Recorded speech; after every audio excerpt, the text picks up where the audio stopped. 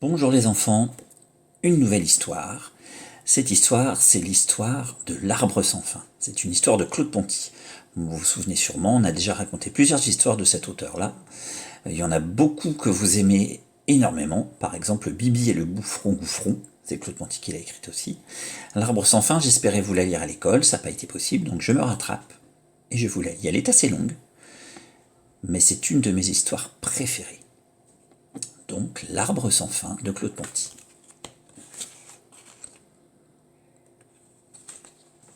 L'arbre sans fin.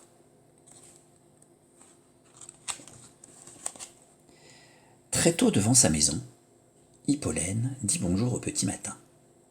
Aujourd'hui est un grand jour.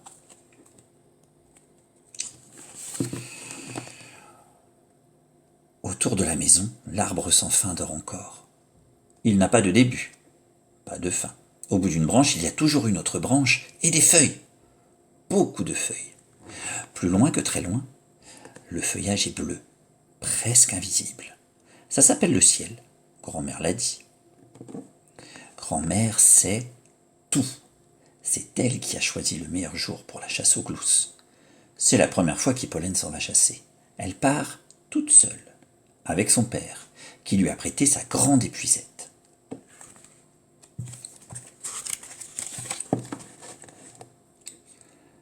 Pour surprendre les glousses, il faut guetter sans bouger.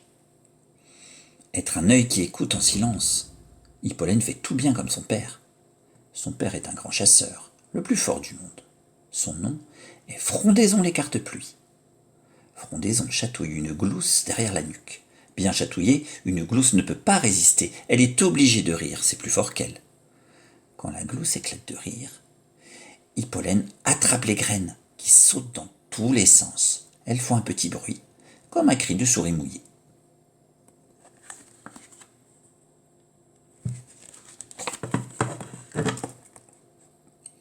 La chasse a été bonne.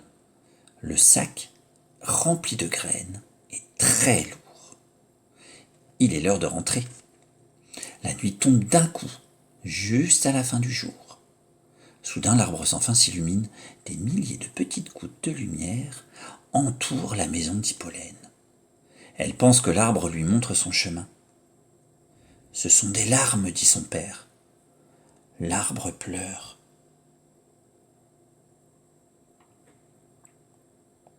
Quelque chose est arrivé. Hippolène a du mal à bouger. Elle entre tout doucement, presque sur la pointe des pieds. Grand-mère est morte. Sa mère a une voix de toute petite fille et des larmes transparentes et silencieuses.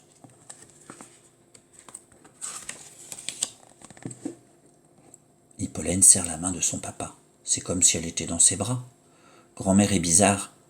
Elle est là, mais il n'y a plus personne dedans. Grand-mère est portée dans son berceau de voyage sur la branche d'été jusqu'au bord de la nuit. Son nom de vie était Orée d'Automne, la tisseuse de contes.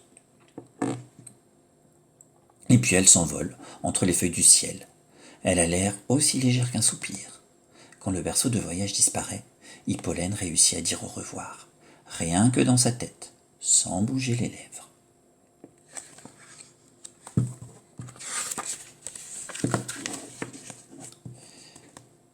Le lendemain matin, Hippolène se cache dans sa maison secrète.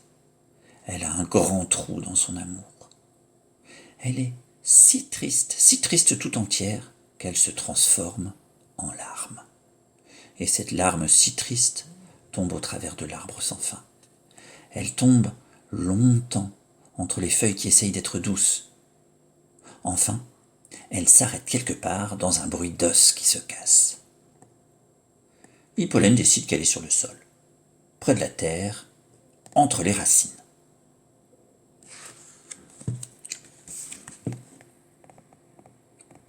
Ici, rien n'est pareil. Tout est différent. Hippolène avance. Quelque chose la guette. Quelque chose avec des dents pointues et des yeux méchants. Quelque chose qui tue. C'est Ortique, le monstre dévoreur d'enfants perdus. Ses racines sont nues et ses dents pointues glacent le sang. Hippolène a tellement peur qu'elle devient une pierre en moins d'un instant.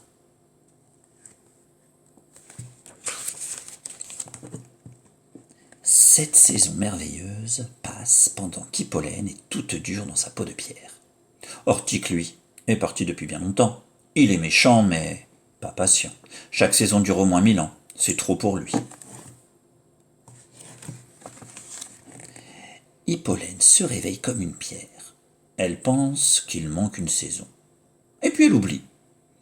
Petit à petit, elle redevient elle-même.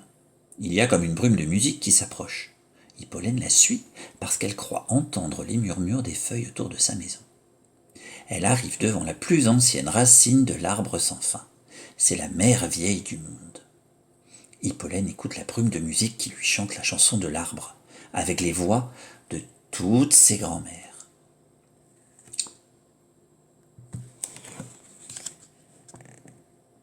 Et alors, une drôle de plante pousse au pied d'Hippolène. Elle porte une fleur, une feuille et un collier. Hippolène cueille le collier.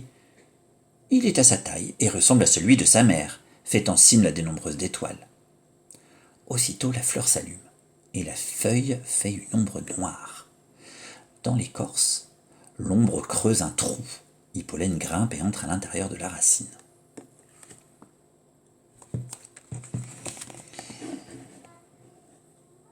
Il y a des couloirs dans chaque racine, des tunnels dans tous les sens, devant, derrière, en haut, en bas et au milieu. Pendant de longues heures, Hippolène marche dans le labyrinthe des racines de l'arbre sans fin. Et juste au moment où elle va pleurer pour se reposer, elle rencontre 3 portes, qui cherchent aussi la sortie. Hippolène ouvre une porte, elle est sûre que c'est la bonne et qu'elle va rentrer chez elle. Mais voilà qu'elle tombe dans un trou sans fond. Et puis dans l'espace, au milieu des étoiles et des planètes. Elle rebondit de l'une à l'autre. Parfois Hippolène dit pardon quand elle a l'impression de déranger, mais parfois elle ne dit rien.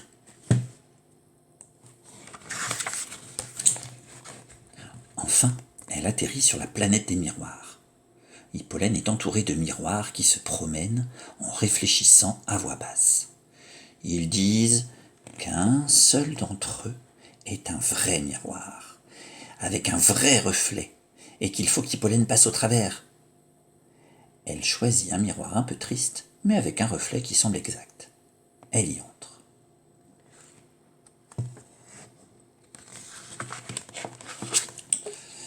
Dedans, il y a un escalier, un peu fatigué. Et après, c'est tout noir. C'était un mauvais miroir, un miroir menteur. Et en plus, derrière, on ne voit rien, que du noir avec des endroits sombres. Hippolène marche encore pendant des heures immenses. Peut-être que ses pieds vont s'user jusqu'au menton, ou même jusqu'aux dents. Au loin, elle aperçoit une minuscule lueur. C'est une loupiote, perchée sur une bosse de noir.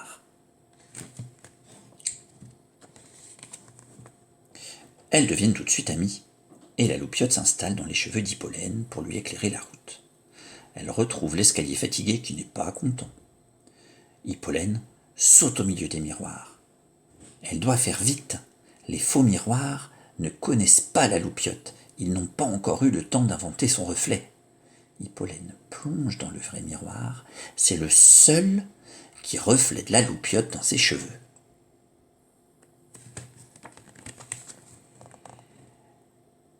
Derrière le vrai miroir, c'est le palais des demoiselles d'Égypte, d'où l'on peut voir le monde entier, aussi loin que les yeux peuvent voir. Une demoiselle s'approche d'Hippolène et lui donne une grosse perle. Maintenant, elle a exactement le même collier que sa mère. Hippolène entend la chanson de son arbre, mélangée aux chansons d'autres arbres. Et il y en a beaucoup.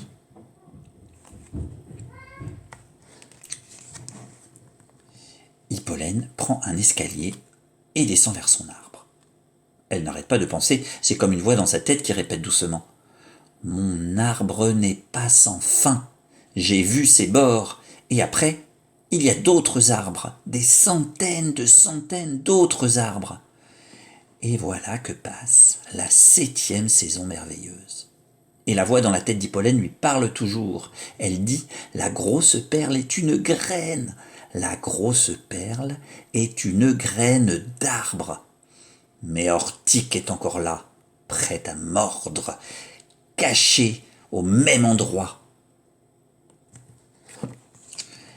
Il bondit sur Hippolène, qui est devenu très brave. « Je n'ai pas peur de toi !» hurle Ortique. « Moi non plus, je n'ai pas peur de moi !» répond Hippolène. Ça tue aussitôt le monstre, qui se met à pourrir sur pied comme une vieille salade moisie. Hippolène grimpe entre les racines. Elle remonte chez elle. En fait, un seul jour est passé. Autour de la maison, les feuilles murmurent, comme d'habitude.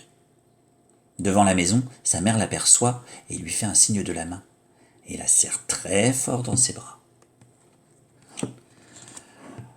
Pendant que son père lui fabrique une épuisée de rien que pour elle, sa mère lui fait une coiffure de grande fille. Dehors, l'arbre s'endort. Hippolène pense à son nouveau nom.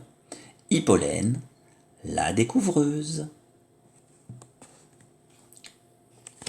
Et c'est terminé.